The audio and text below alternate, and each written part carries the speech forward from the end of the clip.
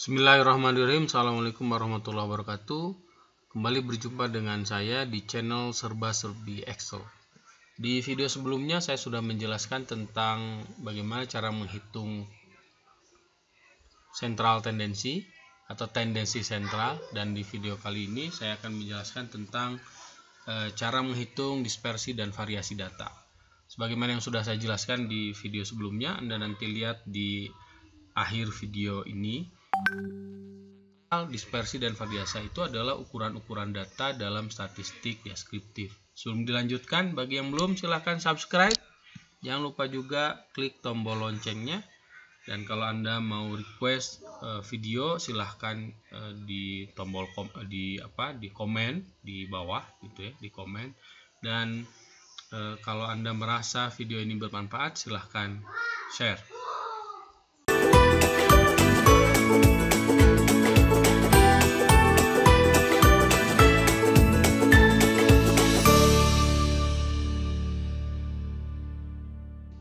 Oke, untuk menghitung dispersi dan variasi data, saya menggunakan data nilai yang digunakan waktu saya membuat video tentang tendensi sentral gitu ya. Jadi data ini, jadi Anda pun bisa menggunakan data yang sama. Nah, ada 4 ukuran dispersi atau variasi yang akan kita hitung. Yang pertama rentang, yang kedua rentang antar kuartil, variansi, dan standar deviasi. Untuk penjelasan fungsi ini kan sudah saya jelaskan di videonya. Coba cek di atas nih, ada link videonya. Nah, untuk rentang rumusnya adalah nilai maksimal dikurangi nilai minimal. Jadi kita langsung coba ya, sama dengan nilai maksimal. Oke, kita sudah punya ini, dikurangi nilai minimal, nilai yang paling kecil. Oke. Nah, berarti rentangnya 73 ya. Sementara untuk rentang antar kuartil, ingat rumusnya kuartil ketiga dikurangi kuartil pertama. Jadi langsung aja, kuartil dari data nilai kuartilnya ketiga ya, itu dikurangi kuartil nilai pertama. Nah, coba kita aja, enter. Oke, jadi rentang antar kuartil ini 23. Ingat, semakin kecil nilai kuartil, itu menggambarkan bahwa kuartil 3 dan ke-1 dan ketiga itu berdekatan, sehingga data cenderung homogen. Untuk rentang pun sama, semakin besar nilai rentang berarti semakin menggambarkan bahwa data itu heterogen. Walaupun sekali lagi rentang punya kelemahan yang disempurnakan oleh rentang antar kuartil. Variansi, kita rumusnya tinggal sama dengan var dinilai. Variasinya 353. Nah, sekali lagi sama juga ini. Jadi kalau kita ingin melihat apakah mana yang datanya homogen A atau B, ya kita bandingkan variasinya. Mana yang lebih besar? Variasi yang lebih besar berarti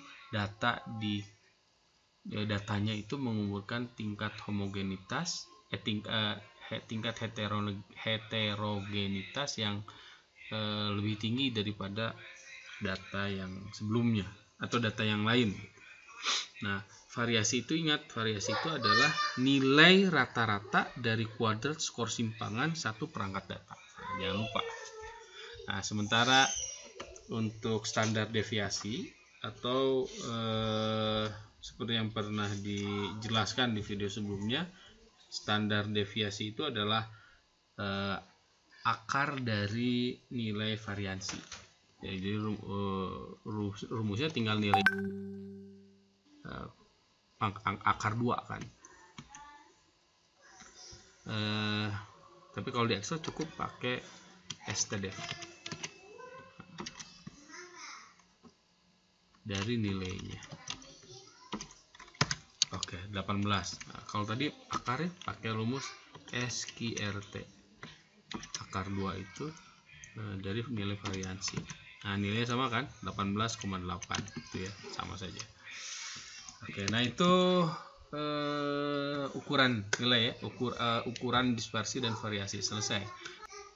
Oke, sebetulnya penghitungannya sudah selesai. Tapi sebelum saya menutup video ini, saya akan menjelaskan salah satu menu di Excel yang ini luput juga dari para pengguna Excel, yaitu menu data analisis. Nah, kalau di video tentang tendensi sentral dan dispersi dan variasi data, saya menjelaskan tentang menghitung ukuran statistik deskriptif, min, median, modus, rentang, dan lain-lain secara masing-masing. Nah, kalau lewat menu data analisis ini kita bisa melakukannya sekaligus. Nah, ketika kita tinggal klik ini aja ya, data analisis, nanti kita akan muncul menu data analisis. Kita pilih yang deskriptif statistik, dan defaultnya ini tidak muncul. Nah, kalau ini tidak muncul, Anda bisa mencarinya di menu file, lalu klik pilih yang option gitu ya. Ini kita akan muncul menu dialog option. Nah, di sini Anda klik add-in, lalu pastikan terpilih analisis toolpath. Ini Excel add-in di manage, lalu kita pilih go. Nah, kalau ininya belum tercentang, Anda pastikan ini semua tercentang. Part-part ini analisis toolpath VBA, Euro currency tool kalau diperlukan ya, solver add-in.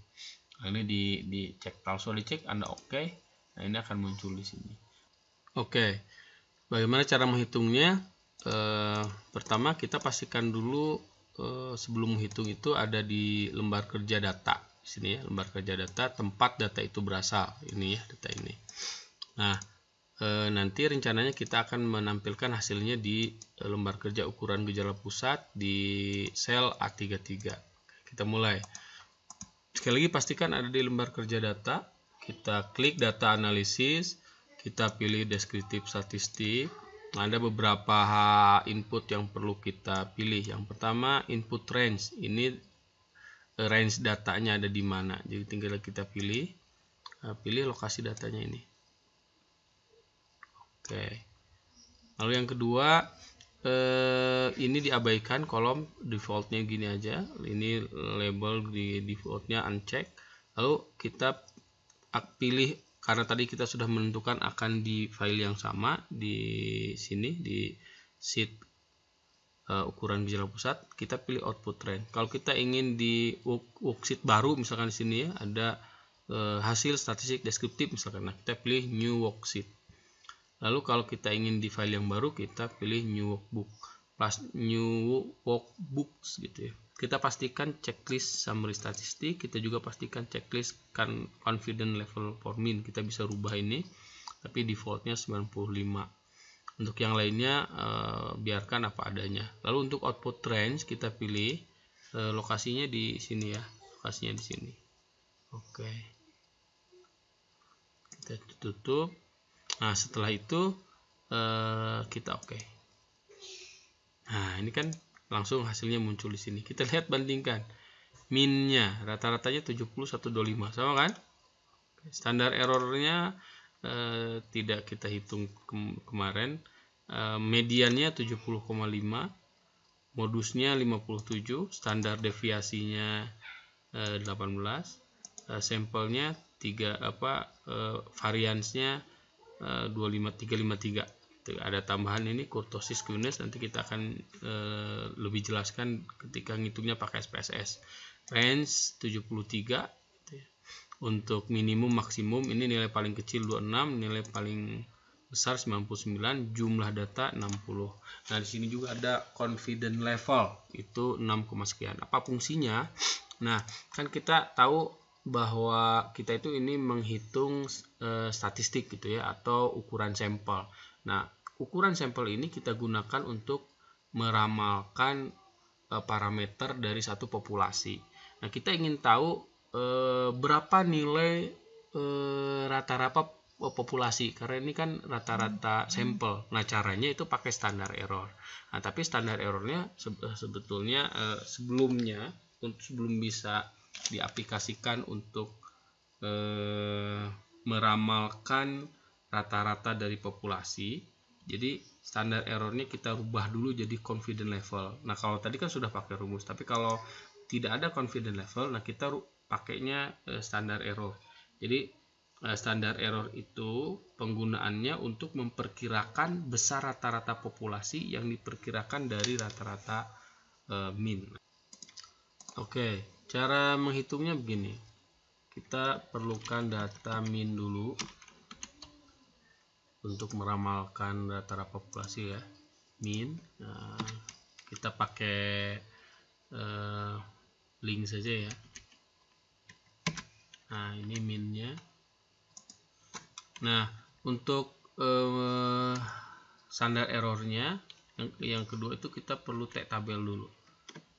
T tabel. Nah, T tabel tuh kita bisa lihat di T tabel, atau kita langsung hitungnya pakai Excel saja ya. Pakai rumus TINF sama dengan, nah probability-nya yang ini ya 95%. Yang ini nih. Probability-nya 95%. Jadi 0,05. Derajat kebebasannya jumlah data min 1. Ini count. Jumlah data 40 min 1 berarti 39, karena sampelnya 1, variabelnya 1. Kalau variabel juga ya jumlah data min 2. Karena variabelnya 1 hanya nilai saja. Jadi 40 min 1 40 min 1 39. Jadi derajat kebebasannya 39. Kita enter. Nah, nilai tabelnya begini. Nah, lalu standar errornya, jadi data-data yang diperlukan ya, standar error. Oke, kita pakai link lagi, standar error ini. Nah, ini kita bisa ngitung langsung sekarang. Jadi ini dikali T tabel dikali standar error itu sama dengan nilai confident level ini ya. Nah, sehingga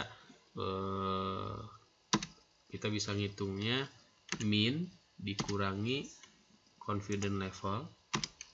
Lalu untuk sebelah sininya min ditambah confident level. Nah, sehingga rata-rata populasi itu, jadi kita bisa melakukan penebakan nilai rata-rata dari populasi adalah antara 64 sampai 76. Nah, begitu ya. Saya kira itu saja. Terima kasih. Dan jangan lupa sekali lagi bagi yang belum, subscribe, like, komen, dan share kalau Anda merasa video ini sangat bermanfaat. Jangan lupa juga di klik tombol loncengnya. Assalamualaikum warahmatullahi wabarakatuh.